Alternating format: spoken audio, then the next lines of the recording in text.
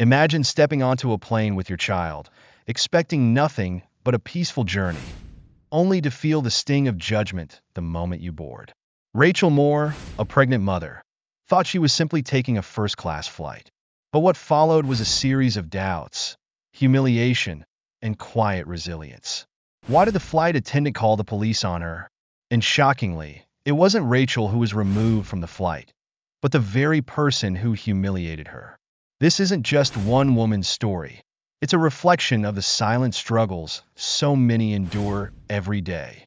Stay tuned to uncover the truth.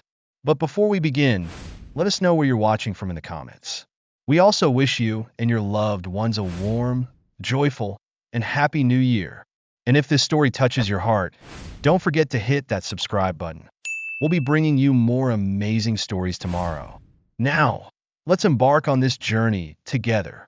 Rachel Moore stood at the bustling airport terminal, her hand gently resting on the curve of her stomach. At 7 months pregnant, she knew this trip wasn't going to be easy, but it was necessary. Her 7-year-old son, Leo, stood beside her, clutching his well-worn backpack and gazing around with wide-eyed wonder at the buzzing crowd. He was a curious child, always full of questions, and Rachel hoped this trip would be a memorable adventure for him. Rachel adjusted her scarf and checked her boarding passes one more time. First-class tickets, a rare treat for her and Leo. This wasn't about luxury, it was about practicality. Comfort was essential when traveling pregnant, and she wanted Leo to have a smooth experience, away from the often chaotic energy of economy class. As they approached the gate, she felt a faint wave of relief. Soon, they would be seated, settled, and soaring above the clouds. The flight boarding announcement crackled over the intercom, and Rachel joined the priority line, gently guiding Leo forward. Her back ached slightly, and she shifted her bag to the other shoulder. She glanced down at Leo, who was tugging on her sleeve. "Mom, will there be snacks on the plane?" Leo asked, his voice tinged with excitement. "Yes, sweetheart," Rachel replied with a soft smile. "Just be patient, and we'll get settled soon." As they reached the front of the line, the flight attendant checking tickets gave Rachel a once-over.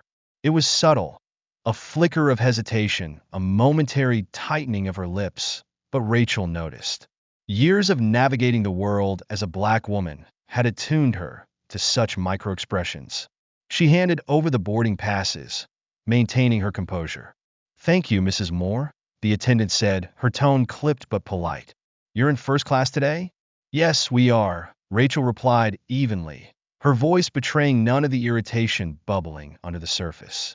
The attendant scanned the tickets and handed them back, her forced smile doing little to mask a faint air of skepticism.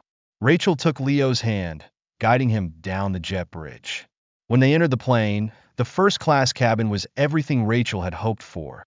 Spacious seats arranged in neat rows, pristine and inviting. She exhaled softly, grateful for a moment of reprieve.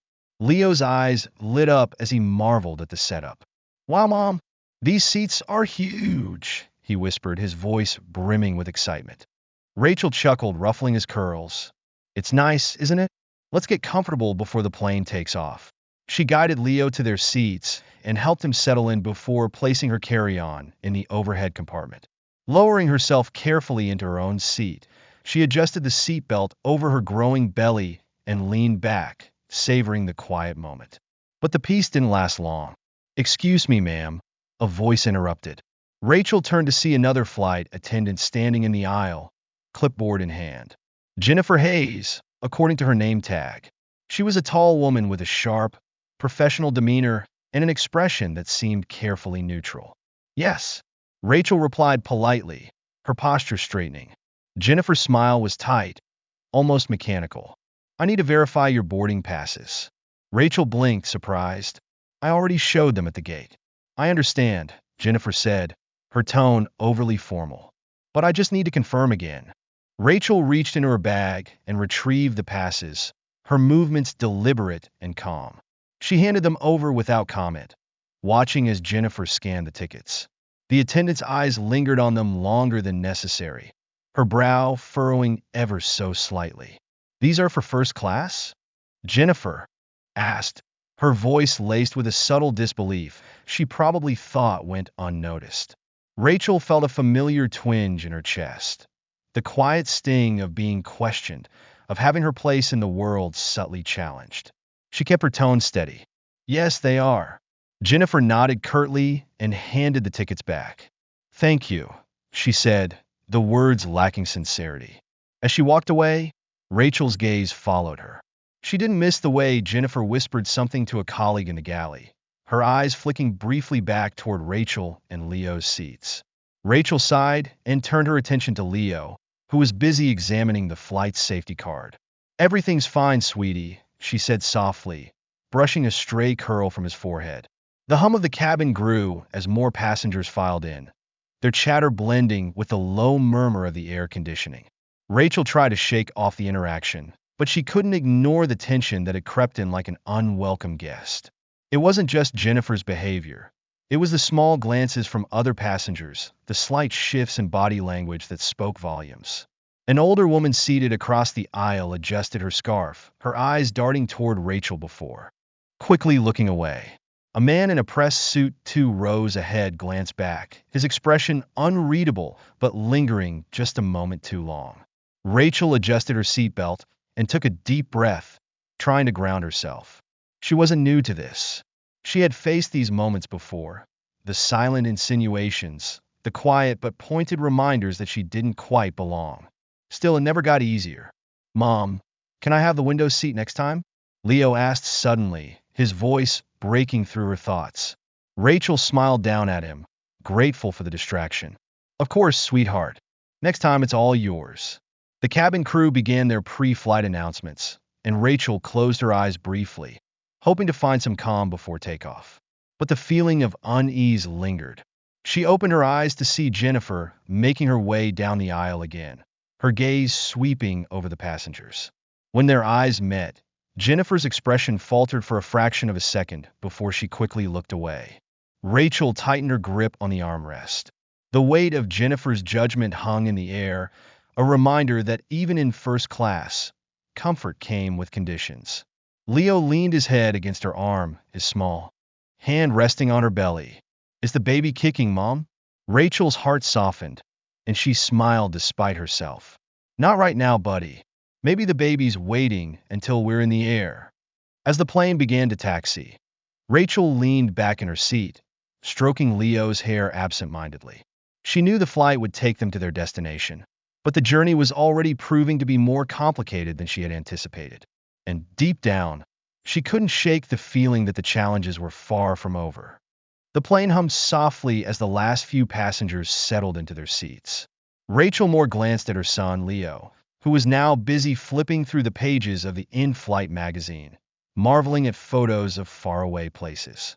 His small face lit up with curiosity, blissfully unaware of the quiet tension that had begun to gather around them. Rachel adjusted her seatbelt over her growing belly, determined to focus on the journey ahead. However, the peace she sought felt increasingly elusive, disrupted by a sense of unease that lingered after her earlier encounter with the flight attendant, Jennifer Hayes. The cabin door closed and the plane prepared for departure. Rachel saw Jennifer moving purposefully down the aisle, clipboard in hand. The flight attendant's demeanor was as precise and polished as ever, but Rachel couldn't help noticing the faint stiffness in her stride. When Jennifer stopped at Rachel's row, her polite smile reappeared, but it lacked warmth. Mrs. Moore, Jennifer began, her tone clipped. May I see your boarding pass again? Rachel's eyebrows lifted slightly in surprise. You already checked it earlier, she replied calmly, her voice betraying no irritation. Yes, of course, Jennifer said, her smile unwavering. But I just need to double-check for verification purposes. Leo looked up from his magazine, sensing the shift in his mother's posture. Rachel placed a reassuring hand on his shoulder before reaching into her bag to retrieve the boarding passes once more. She handed them over, her movements deliberate and composed. Jennifer took the tickets and examined them as if they were ancient scrolls needing translation. Her eyes flicked back and forth between the paper and Rachel, a crease forming between her brows. These are for first class? Jennifer asked, her tone deceptively neutral. Rachel met her gaze evenly. Yes, they are, she replied. For a moment, the two women locked eyes. Rachel's expression remained steady, refusing to give Jennifer the satisfaction of a reaction. Finally, Jennifer nodded curtly and handed back the tickets. Thank you, Jennifer said, her tone sharp enough to cut glass. Without another word, she turned and strode toward the front galley, her heels clicking against the aisle floor. Rachel slid the boarding passes back into her bag, her hand lingering for a moment as she gathered her thoughts. It wasn't the first time her right to occupy a certain space had been questioned, but each time, the sting felt fresh. She glanced at Leo, who was now fiddling with his toy car.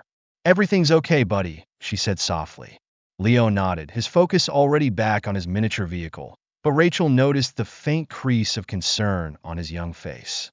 From her seat, Rachel could see Jennifer in the galley, speaking in hushed tones to another flight attendant. The second woman, whose name tag read Laura Keene, looked younger and less assured than Jennifer. Rachel observed as Jennifer leaned in close, her body language exuding quiet authority. Laura's eyes flickered briefly toward Rachel's row before quickly darting away. Whatever Jennifer was saying, it was clear she was discussing Rachel. Rachel took a deep breath, leaning back in her seat and closing her eyes for a moment. She had learned long ago not to let these moments consume her, but it was hard not to feel the weight of them. The plane began to taxi, the engines roaring softly as the cabin crew moved into position for the safety demonstration. Jennifer's voice came over the intercom, crisp and professional as she recited the standard instructions. Despite her polished tone, Rachel couldn't shake the memory of Jennifer's earlier scrutiny. As the plane gained speed down the runway, Rachel focused on the rhythmic vibrations beneath her seat, trying to push aside her frustration. But just as the wheels left the ground and the plane began its ascent, Jennifer appeared once again. Mrs. Moore, Jennifer said, standing stiffly in the aisle. Rachel's grip on the armrest tightened. Yes. Jennifer hesitated, her fingers clutching the clipboard as if it were a shield. I need to clarify something with your booking, she said, her voice carefully measured. Rachel's pulse quickened, but she forced herself to remain calm. What seems to be the issue? Jennifer's smile faltered slightly. It's probably nothing, she said quickly. I just need to confirm something with the gate staff. Rachel's gaze didn't waver. I see. I'll need you to step to the front galley for a moment, Jennifer added, her words more of a command than a request. Rachel glanced at Leo, who was now watching the exchange with wide eyes. She smiled at him reassuringly. I'll be right back, sweetheart, she said softly. Rachel followed Jennifer toward the galley, her steps measured and deliberate. As they reached the curtains separating the first-class cabin from the rest of the plane, Jennifer turned to face her. Please wait here while I speak with the gate staff, Jennifer said, disappearing behind the curtain before Rachel could respond. Standing alone in the narrow galley, Rachel folded her arms across her chest. The low hum of the plane filled the silence, but it did little to soothe the knot forming in her stomach. She rested a hand lightly on her belly, taking a deep breath as she tried to steady herself.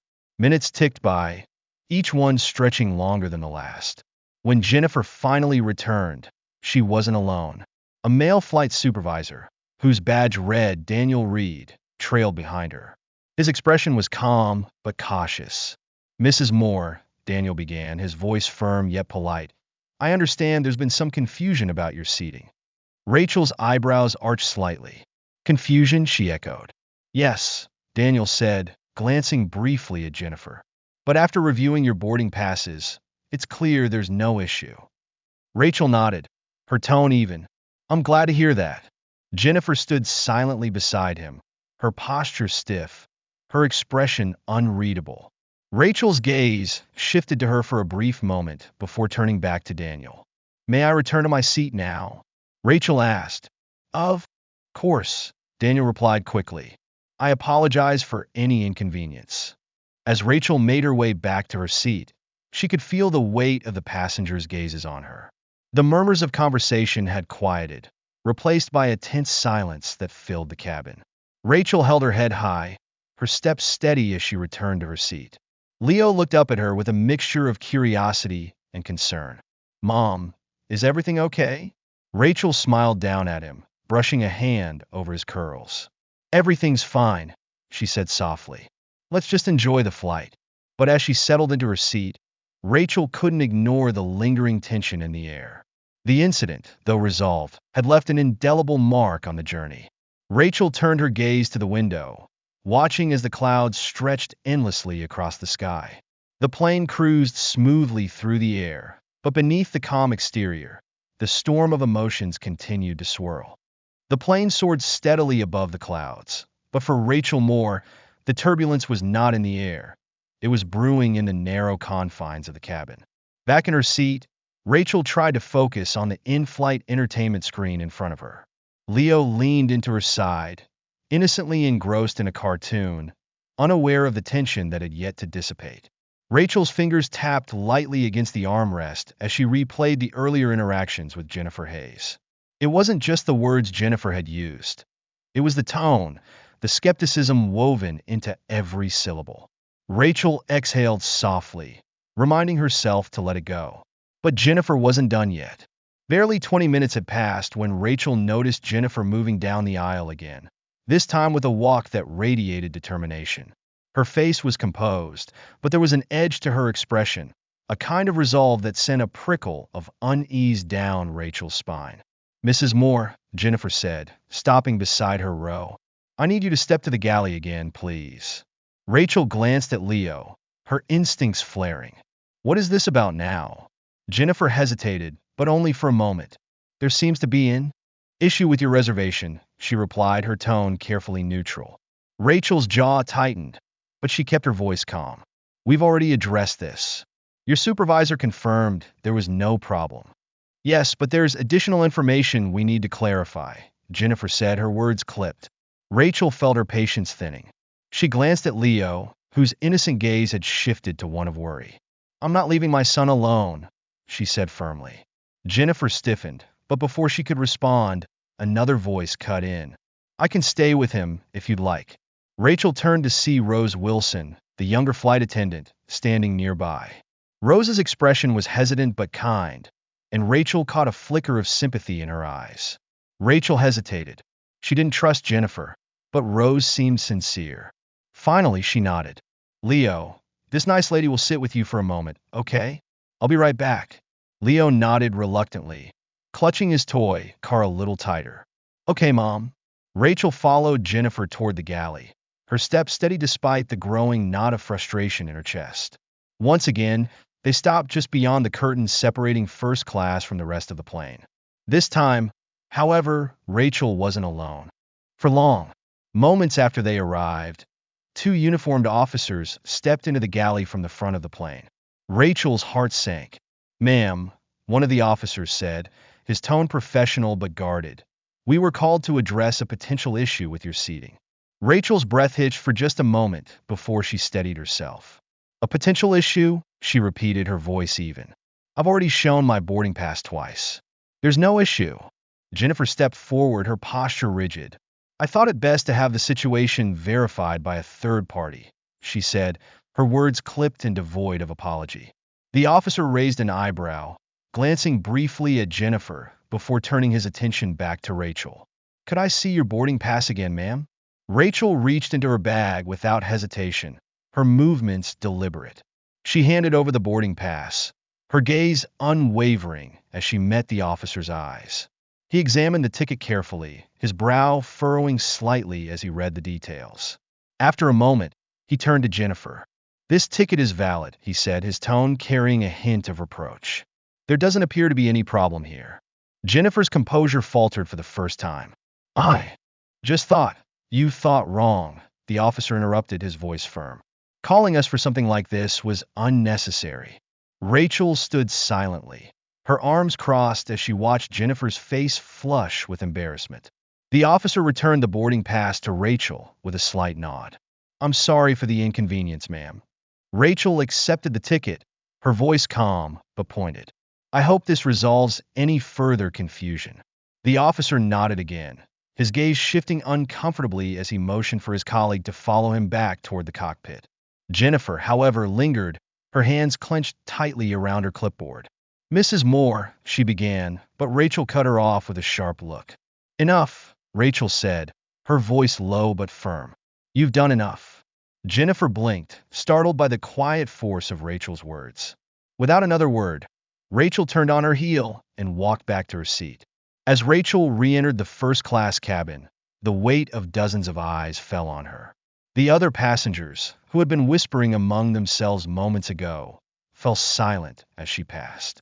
Rachel kept her head high, her stride steady, but she could feel the judgment and curiosity radiating from every direction. It wasn't the first time she'd been scrutinized like this, and she doubted it would be the last. When she reached her seat, Leo's face lit up with relief. Rose gave Rachel a small nod before stepping away to attend to another passenger. "Are you okay, Mom?" Leo asked, his voice small but full of concern. Rachel forced a smile, brushing her hand over his curls. "I'm fine, sweetheart. Let's just focus on enjoying the flight, okay?" Leo nodded, his worry easing slightly as he settled back into his seat. Rachel leaned back, her fingers tightening around the armrest as she tried to steady her breathing.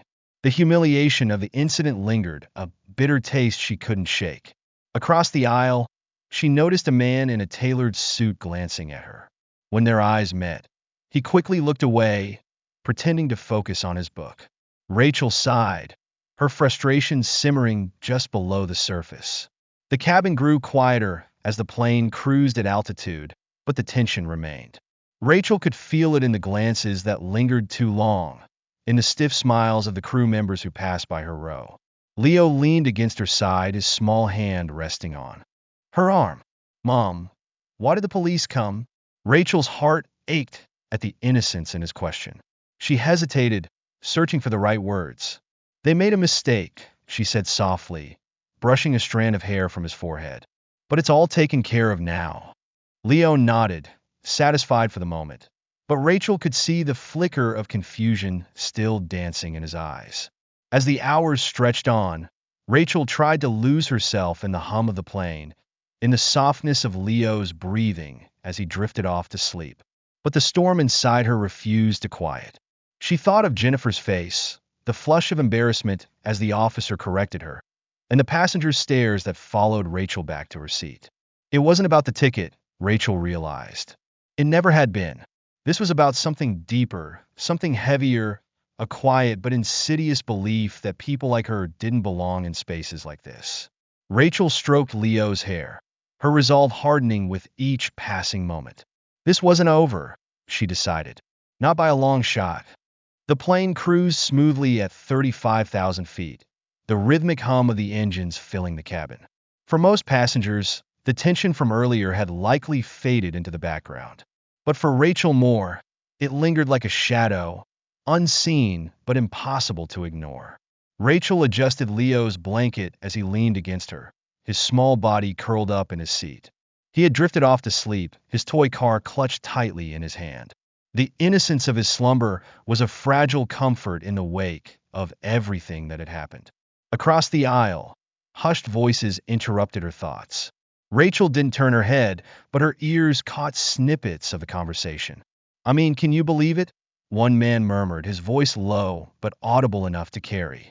"First class isn't exactly cheap, you know. She probably used points or something," another replied, his tone dripping with condescension. Rachel's jaw tightened, but she kept her eyes fixed on the in-flight map glowing softly on the screen in front of her. The comments weren't new. She'd heard versions of them in boardrooms, restaurants, and school meetings. Always the same subtext: "You don't belong here." The older woman seated diagonally from Rachel adjusted, her scarf, her gaze flickering toward Rachel before she quickly looked away. It was subtle, almost imperceptible, but Rachel had spent a lifetime learning to recognize these gestures. Jennifer Hayes appeared again, moving down the aisle with a tray of drinks. Her demeanor was colder than ever, her practiced smile now completely absent. She stopped briefly at Rachel's row, placing a bottle of water on the tray table with a pointed lack of acknowledgement. "Thank you," Rachel said evenly, her voice calm but deliberate. Jennifer gave a tight nod, avoiding eye contact as she moved on. The interaction was brief, but it carried the weight of everything that had come before it. Rachel leaned back in her seat, letting out a slow breath as she tried to push the frustration aside. Leo stirred beside her, rubbing his eyes as he slowly woke up. "Mom," he mumbled, his voice groggy. "Yes, sweetheart," Rachel replied, brushing a hand over his curls. "Why did the police come earlier?" Leo asked, his tone filled with innocent curiosity. Rachel froze for a moment, the question hanging in the air like an unspoken truth she wasn't sure how to explain. How could she distill the complexities of prejudice and judgment into something a 7-year-old could understand?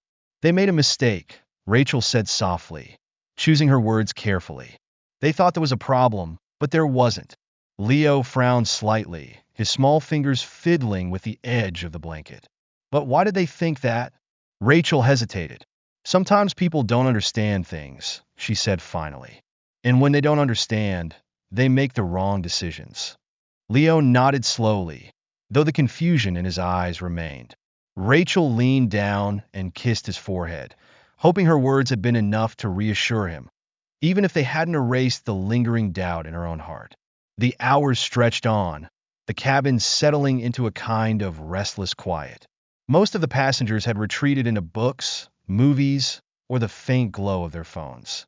But Rachel's awareness remained heightened, attuned to every glance and whisper that came her way. Across the aisle, the two men who had been whispering earlier exchanged a quiet laugh. One of them glanced toward Rachel, smirking just enough for her to notice before turning back to his companion. Rachel's grip on the armrest tightened. She reminded herself of her mother's words, "Don't let them see you falter, Rachel." Sometimes silence is the loudest response. But silence didn't feel loud enough in this moment. It felt suffocating. A soft voice broke through her thoughts. "Can I get you anything else, ma'am?" Rachel looked up to see Rose Wilson, the younger flight attendant, standing beside her row. Unlike Jennifer, Rose's expression was open, her posture slightly hesitant but sincere. "No, thank you," Rachel replied, offering a faint smile. Rose lingered for a moment, glancing briefly at Leo before meeting Rachel's eyes again. "I just wanted to say, if there's anything you need, please let me know." Rachel studied her for a moment, recognizing the unspoken apology beneath her words. "Thank you," she said again, her tone softer this time. Rose nodded and moved on, but her small gesture left a faint ripple in the otherwise tense atmosphere. Underscore underscore underscore underscore underscore underscore underscore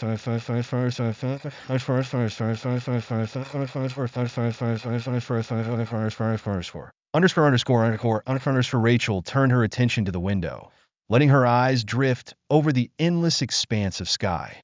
The plane felt too quiet, the kind of quiet that carried weight, heavy with words unsaid and judgments unspoken. She thought of Leo, his innocent questions still echoing in her mind.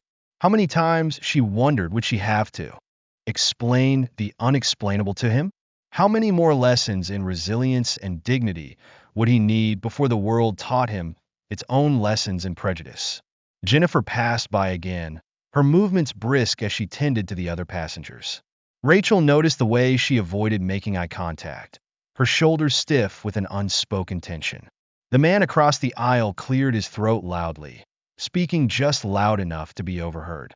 "Some people don't know how to act in first class," he muttered, his words laced with false nonchalance. Rachel turned her head slightly, her eyes meeting his with a calm but piercing gaze. The man faltered, his smirk fading as he quickly looked away. Rachel didn't say a word, but her silence carried the weight of her presence, a reminder that she wasn't invisible, no matter how much he wanted her to be. Leo leaned into Rachel's side, his small head resting against her arm. She stroked his hair absently, her thoughts drifting to the ground below and what awaited them after the flight. She knew this wasn't over. Not the judgment from strangers, nor the quiet discrimination that followed her like a shadow. But she also knew she wouldn't let it break her.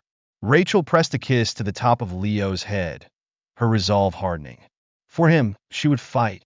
For him, she would make sure the world saw her, not as an anomaly, but as a person who belonged, no matter where she chose to sit. The cabin lights dimmed to a warm glow as the plane settled into the steady rhythm of a long-haul flight. The hum of the engines provided a backdrop for the low murmur of conversations and the occasional clink of glasses. Rachel Moore sat quietly, her gaze fixed on the dark expanse of sky visible through the small window beside her. Leo had fallen asleep again, his head resting against her arm.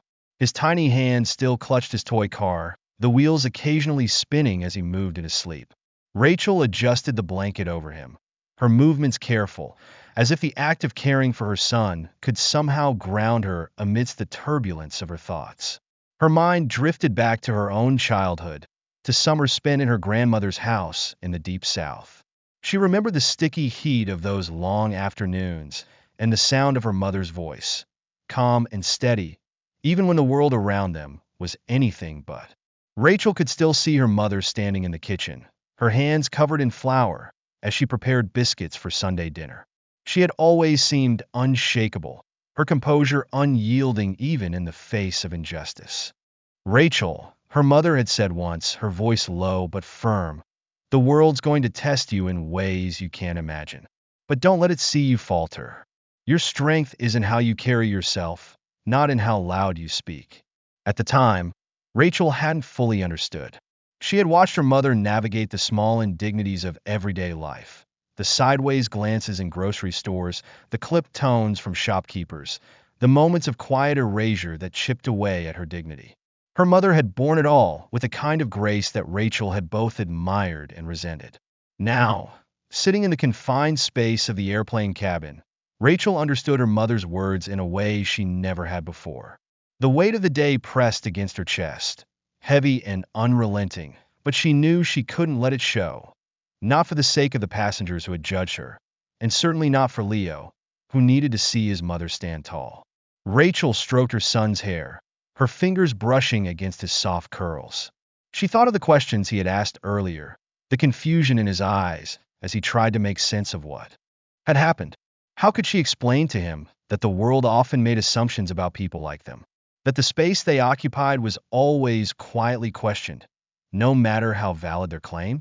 A sudden movement in the aisle caught Rachel's attention. Rose Wilson, the younger flight attendant, approached with a tray of drinks. She moved with the quiet precision of someone trying not to disturb the fragile peace of the cabin. Rose paused at Rachel's row, her eyes flickering toward Leo before meeting Rachel's gaze. "Would you like anything, ma'am?" Rose asked softly, her voice barely above a whisper. Rachel shook her head. "No, thank you." Rose hesitated, as if she wanted to say more, but wasn't sure how to begin. Finally, she crouched slightly, lowering her voice further. I wanted to apologize for earlier," she said, her tone laced with guilt. "I saw what happened and I wish I could have done something." Rachel studied Rose for a moment, taking in the sincerity etched across her face. "It wasn't your fault," Rachel said finally, her voice calm but firm. "You didn't call the police." Rose's shoulders sagged slightly, as if the weight of Rachel's words had both relieved and burdened her. "Still," she said, "it wasn't right. And I'm sorry you had to go through that." Rachel offered a faint smile. "Thank you for saying that." Rose nodded, her gaze lingering on Leo for a moment before she straightened. "If you need anything at all, please let me know." "I will," Rachel replied, her voice steady. Rose gave a small nod before continuing down the aisle, but her words stayed with Rachel. It wasn't much, just an apology, a moment of recognition, but it mattered. As the plane continued its journey, Rachel allowed herself to reflect on the events of the day with a quiet detachment. She thought about Jennifer Hayes and the quiet hostility that had laced her every action. Jennifer had wielded her authority not with overt malice, but with the subtlety of someone who believed their actions were justified. Rachel had seen it before, in teachers who questioned her place in advanced classes, in colleagues who second-guessed her ideas, in strangers who assumed she couldn't possibly afford the car she drove. It wasn't new, but it still stung every time. Her thoughts drifted back to her mother once more. She remembered a story her mother had told her years ago about a bus ride she had taken as a teenager. She had boarded the bus after a long day of work, her feet aching, her spirit weary. She had taken a seat near the front, only to be told by the driver that she needed to move to the back. Her mother had complied, not because she agreed, but because she had understood the battle she was fighting. Sometimes, her mother had said, the strongest thing you can do is live to fight another day. Rachel had always admired her mother's resilience, but she couldn't help wondering how much that quiet strength had cost her. The cabin lights dimmed further as the plane began its descent into the stillness of night. Rachel adjusted Leo's blanket once more, her hand lingering on his shoulder. She thought of the future, of the lessons she would need to teach him, of the battles he would inevitably face. For now, though, she focused on the present.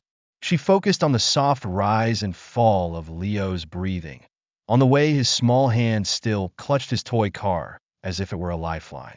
Rachel leaned her head back against the seat, her resolve hardening like steel. She would carry this weight just as her mother had because she knew she had to. Not for herself, but for Leo. She closed her eyes, letting the hum of the engines lull her into a momentary calm. The fight wasn't over, not by a long shot, but Rachel was ready for whatever came next. The flight landed with a gentle thud, the plane slowing as it taxied toward the gate. For most passengers, the journey was over, a moment to gather their belongings and return to their routines. But for Rachel Moore, the real journey was just beginning. She glanced at Leo, still asleep beside her, his toy car now resting on the seat. Stroking his hair softly, she felt a swell of love and protectiveness rise within her. The events of the flight had left her shaken, but they had also ignited a fire she couldn't ignore.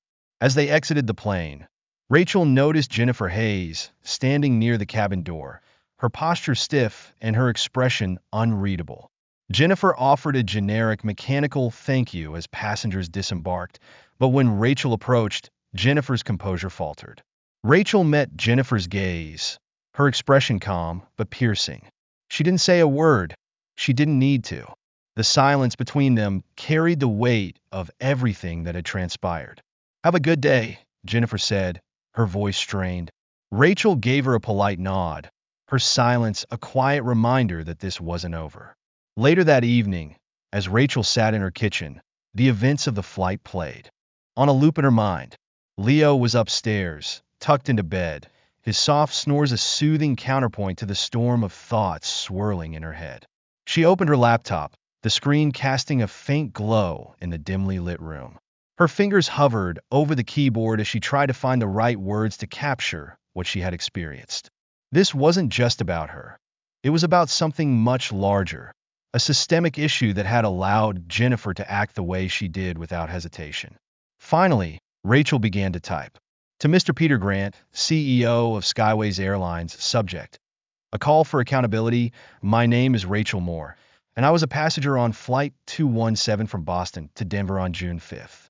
I am writing to express my deep disappointment and concern regarding the treatment I received during this flight, specifically from one of your employees, Jennifer Hayes. From the moment I boarded the plane, it was clear that Ms. Hayes viewed me with suspicion. Despite presenting valid boarding passes, I was questioned repeatedly about my seating, subjected to unwarranted scrutiny, and ultimately humiliated when airport police were called to verify my ticket. Her actions were not only unprofessional, but emblematic of a deeper issue within your organization, a failure to address implicit bias among your staff.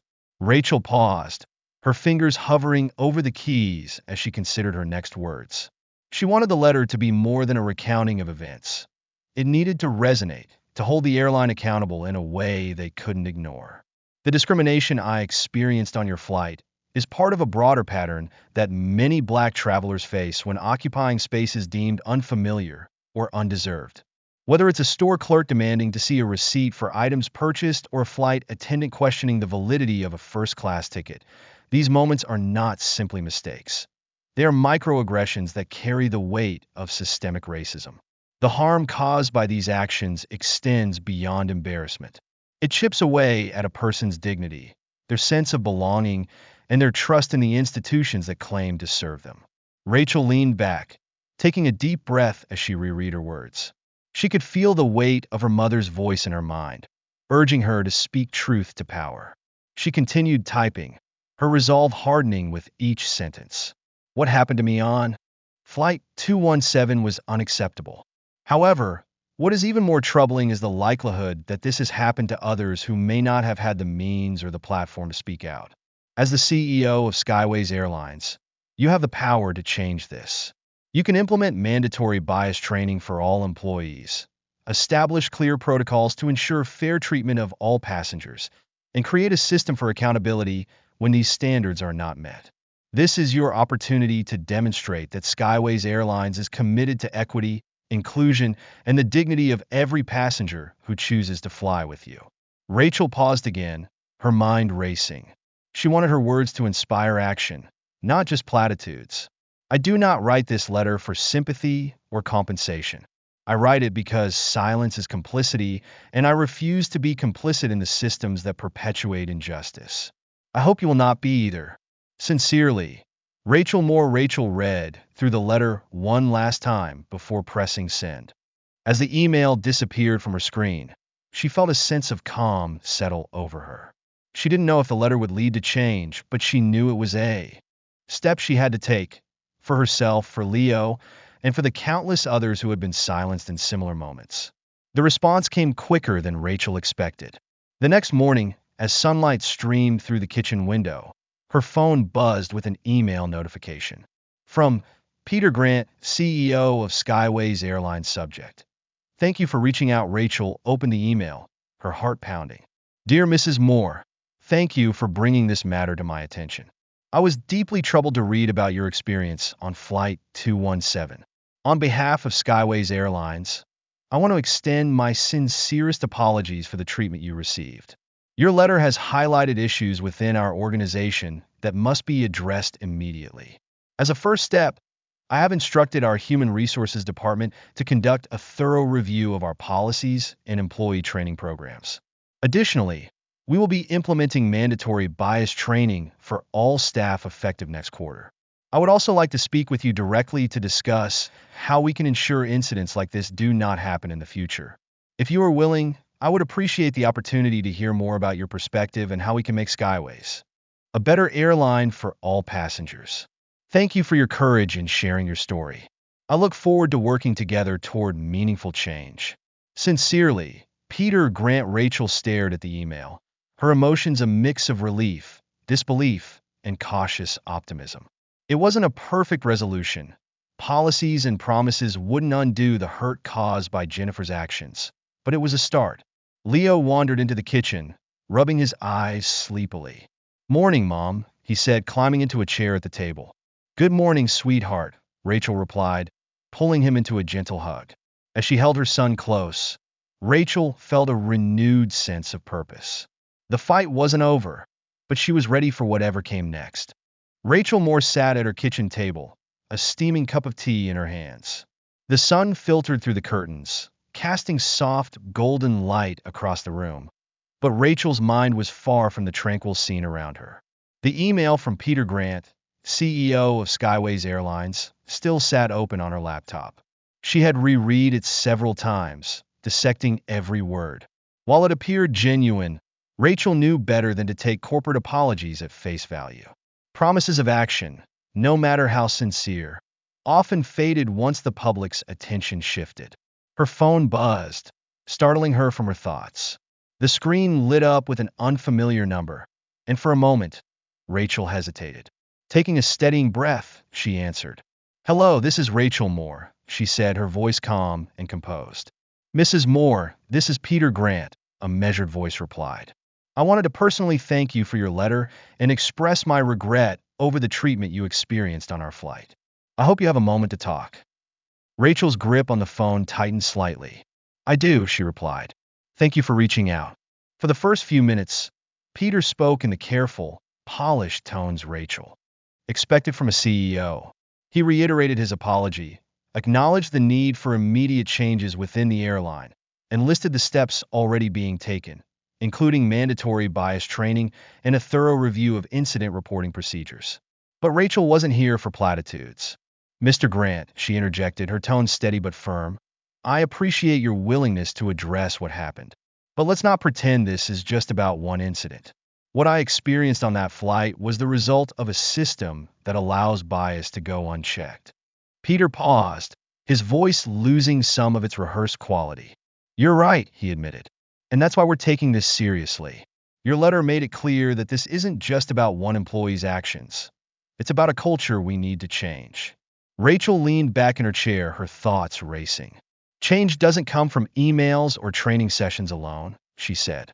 It requires accountability, transparency, and a willingness to confront uncomfortable truths. Is Skyways ready for that? Peter hesitated for a fraction of a second, then replied, We want to be. But I'll be honest, change like this doesn't happen overnight. That's why I'm asking for your help. Rachel's eyebrows lifted in surprise. My help? Yes, Peter said. We're forming a diversity and inclusion advisory board to guide us through this process, and I'd like you to be part of it. Your perspective is invaluable, and your voice would help ensure that the changes we implement are meaningful and lasting. Rachel considered his words carefully. It wasn't an offer she had expected, and it wasn't one she could take lightly. I'm not interested in being a token gesture, she said bluntly. If I join this board, it's not to make Skyways look good. It's to make sure no one else goes through what I did. Peter's tone shifted, becoming more earnest. That's exactly why we need you, he said. This isn't about optics, Mrs. Moore. It's about doing the work, and I believe you can hold us accountable in a way no one else can. Rachel exhaled slowly, her mind weighing the decision. She had no illusions about the challenges ahead. Joining the advisory board would mean stepping into a corporate environment where resistance to change was almost guaranteed. But it was also an opportunity to make a real impact. If I agree to this, she said finally, I have conditions. I'm listening, Peter replied. First, Rachel began, I want to see a clear plan of action with measurable goals and timelines. Words without follow-through are meaningless. Done, Peter said. Second, Rachel continued, this board needs to include diverse voices, people from all backgrounds and experiences. It can't just be a handful of executives nodding along. Agreed, Peter said. We're already reaching out to other candidates who can bring different perspectives. And third, Rachel added, her voice firm, I want transparency. The public deserves to know what steps Skyways is taking and the progress being made. Peter's response came without hesitation. You have my word. Rachel nodded, though she knew his promises would need to be tested. Then I'll do it, she said. When the call ended, Rachel sat in silence for a moment, the weight of her decision settling over her. She knew this was just the beginning of a long and difficult journey, but it was one she was willing to take, for herself, for Leo, and for the countless others whose voices had been ignored. Later that evening, as she sat with Leo on the couch, his head resting on her lap, she felt a sense of calm she hadn't felt in days. He looked up at her with his wide, curious eyes. Mom, are you still mad about the plane? He asked. Rachel smiled faintly, brushing a strand of hair from his forehead. Not mad, she said softly. Just determined. What does that mean? Leo asked, his nose scrunching in confusion. It means I'm going to make sure things get better, Rachel replied. For both of us. A week later, Rachel walked into the sleek, glass-walled conference room at Skyways Airlines headquarters. The room buzzed with quiet conversation as other members of the newly formed advisory board introduced themselves. Peter Grant greeted her with a firm handshake. Thank you for coming, Mrs. Moore, he said. We're honored to have you here. Rachel nodded, her expression calm but resolute. Let's get to work, she said simply. As the meeting began, Rachel listened carefully, taking in the proposed initiatives and offering her insights. She didn't hold back, pointing out flaws in their plans and challenging assumptions when necessary. Her presence in the room was undeniable, her voice a steady reminder that this wasn't about checking boxes or avoiding bad press. It was about creating real, lasting change. As the meeting concluded, Peter approached Rachel. You've already made an impact, he said, a hint of admiration in his voice. Rachel met his gaze. This is just the start, she said. As she left the building, the weight of the day felt lighter than she had anticipated. The path ahead would be long and challenging, but Rachel was ready. For the first time since that fateful flight, she felt a glimmer of hope, not just for herself, but for the world she was helping to shape for Leo. The email arrived quietly, tucked into Rachel Moore's inbox amidst promotions and reminders. The subject line read, "Personnel decision regarding flight incident." Rachel hesitated for a moment before clicking it. "Dear Mrs. Moore, we are writing to inform you that after a thorough review, the employee involved in the incident on Flight 217, Ms. Jennifer Hayes, has been terminated for her actions, which did not align with Skyways Airlines values and policies. We sincerely apologize again for the distress this incident caused you and your family." Rachel leaned back in her chair, exhaling slowly. The decision was unsurprising. Jennifer's dismissal had seemed inevitable after the public backlash and scrutiny, but it brought little satisfaction. Terminating one employee wouldn't fix a system that had allowed bias to thrive in the first place. For Rachel, the email marked a moment of closure, but not the end of her journey. Rachel's thoughts wandered back to that fateful flight, replaying each interaction with a clarity that time hadn't dulled. Jennifer's actions, though egregious, were a symptom of a much larger issue. It wasn't just about one flight attendant questioning her presence in first class. It was about a society where assumptions about race and belonging permeated even the most mundane spaces.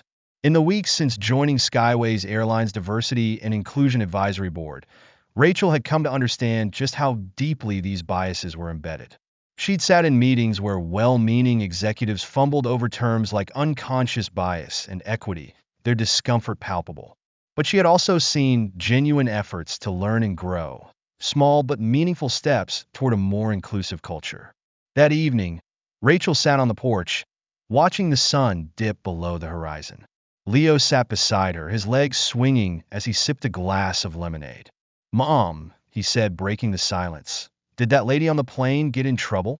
Rachel glanced at her son, his innocent curiosity a stark contrast to the weight of his question. "Yes, she did," Rachel replied carefully. "Good," Leo said with a firm nod. "She wasn't nice to you." Rachel smiled faintly, brushing a strand of hair from his forehead. "Sometimes people aren't nice because they don't understand," she said. "And sometimes they act out of fear or assumptions that aren't fair." Leo frowned, his young mind processing her words. Will people stop being like that someday? Rachel's heart ached at the hope in his question. "I don't know, sweetheart," she said honestly. "But what I do know is that we can work to make things better. That's why I'm helping the airline, so other people don't have to go through what we did." Leo nodded slowly, his gaze thoughtful. "Like superheroes?" Rachel laughed softly. "Maybe a little like that," she said, pulling him into a gentle hug. Later that night, Rachel sat at her desk, pen in hand.